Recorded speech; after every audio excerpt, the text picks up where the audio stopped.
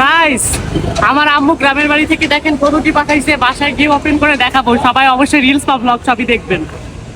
তো গাইস, আমার মা আবার আমাদের জন্য অনেক কিছু পাঠাইছে গ্রামের বাড়ি থেকে। সে এর আগেও এক বস্তা অনেক কিছু পাঠাইছিল, তোমরা তো দেখতে পাইছো। তো আবারও আম্মু আমাদের জন্য অনেক কিছু পাঠাইছে। আর মা বলে কথা, মা তো ছেলের জন্য সবসময় করেই থাকে। তো যাই হোক, আজকে আম্মু যেগুলো আমাদের জন্য পাঠাইছে সেগুলো সবকিছু তোমাদের দেখাবো। এই যে বস্তাটা দেখতে পাচ্ছ, এই বস্তার ভিতরে সবকিছু আছে।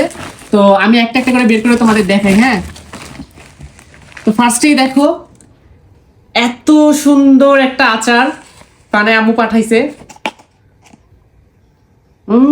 দেখো, মায়ের হাতের আচার গাইস, সেই ভালো স্মেল আসতেছে। আর কি কি পাঠাইছে দেখি তো। এটা কি, এত বড় বয়ামের মধ্যে এটা কি?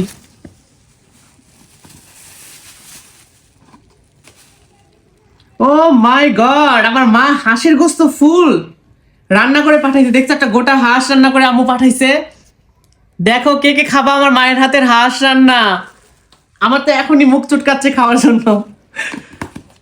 দেখি আর কি কি পাঠাইছে আমার মা।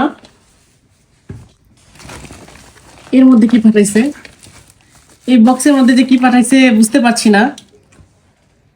আহ, এর মধ্যে কিছু একটা তরকারি পাঠাইছে, হয় গোস্তের তরকারি। হ্যাঁ, গোস্তেরই তরকারি মনে হচ্ছে। তো এটা আরেকটা গোস্তের তরকারি পাঠাইছে, এটা রাখলাম এখানে। দেখি আর কি কি পাঠাইছে।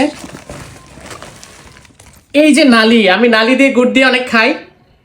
তো সেই নালি পাঠাইছে আম্মু, দেখতে পাচ্ছ। এটা দিয়ে রুটি খেতে, এটা দিয়ে ভাপা পিঠা খেতে সেই মজাদার। তোমরা কেউ খাইছো কিনা বা কেউ চিনো কিনা অবশ্যই কমেন্ট করে জানাই তো, এই লালি চিনো কিনা।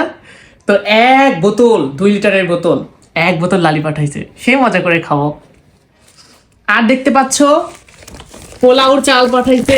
এই যেগুলা, এতগুলা পোলাওর চাল পাঠাইছে।